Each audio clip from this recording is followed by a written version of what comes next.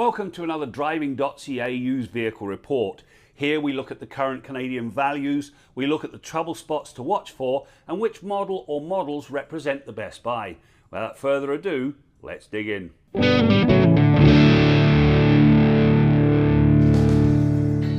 The 6th generation Hyundai Elantra sedan was a heavy hitter in terms of Canadian sales, averaging some 38,000 units across its 2017 to 2020 model year run. Now, this Elantra was a strong player in the compact sedan market thanks to its competitive pricing, moderate interior space, contemporary styling and economical operating costs.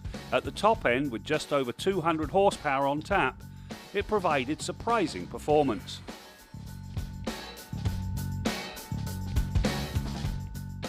Depending on the model year, the 6th Gen Elantra was available in 8 to 12 trims. The entry point was the Elantra L manual, moving up through the LE, GL, GLS, SE Limited Automatics, the double clutch transmission Sport, SE, Limited Auto, Sport Tech Manual, Limited Ultimate Auto and Sport Tech Double Clutch.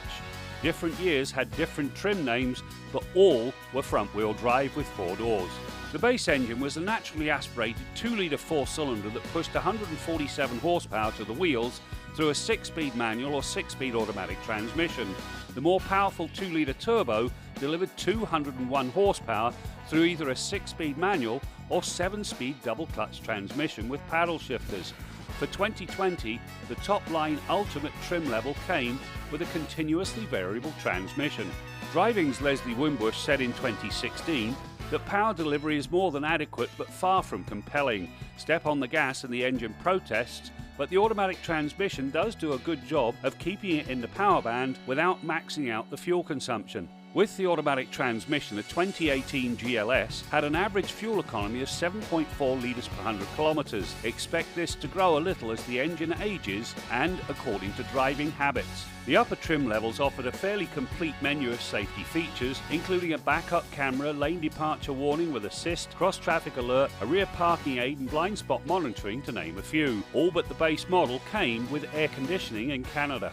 Assessing the mid-cycle upgrades of this model, I said the 2019 rework serves to keep the Elantra at the top of the class. The Ultimate is comfortable, capable and it has solid fuel economy numbers. It also has the right safety equipment. The fact it's only one of the top 5 selling passenger cars to get the Insurance Institute for Highway Safety's Top Safety Pick Plus is telling. That list included the Honda Civic, Toyota Corolla, Mazda 3 and Volkswagen Golf.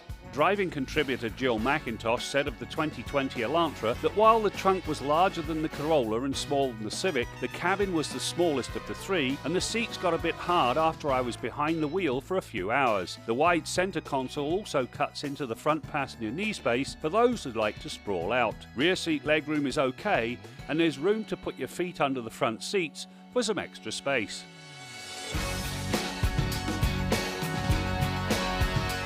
The current Canadian values for a used Hyundai Elantra range from $5,600 to around $24,000.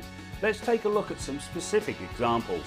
Entry-level models like a 2017 Elantra GL range from $7,400 in rough condition, $9,550 in average shape to $11,075 in top condition. The average wholesale value hovers around $7,828.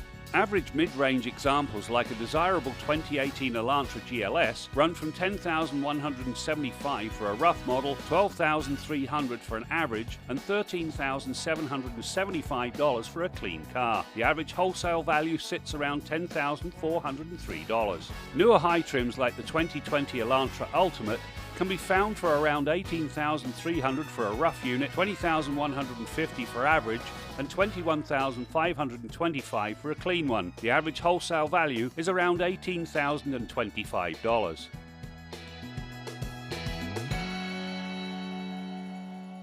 Consumer Reports gave the 6th generation 2017 to 2020 Elantra a reliability rating of 34 to 53% across its short run. This is much lower than the 2014 to 19 Toyota Corolla. It also lags the 3rd generation 2014 to 2018 Mazda 3 and the 10th gen 2016 to 2021 Honda Civic.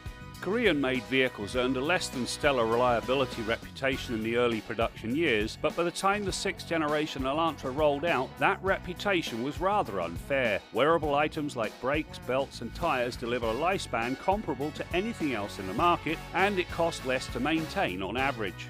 Some owners reported engines that were noisy on hard acceleration with lackluster performance from the base engine. These complaints aren't related to fatal engine flaws, but rather the lack of sound insulation and unrealistic expectations of a 147 horsepower economy engine. The suspension did not like rougher roads and often brought noises. Some owners have reported replacing struts and shocks more often than they expected.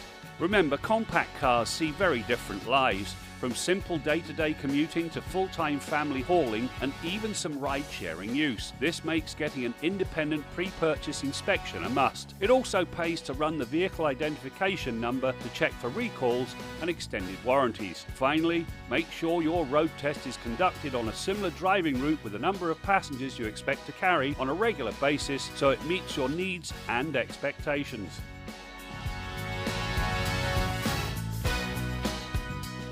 Of all of the years of the 6th generation Elantra, the 2018 model stands out. The 2018 GLS trim provided an almost full list of safety equipment, driver assistance, Apple CarPlay, Android Auto, and a power sunroof.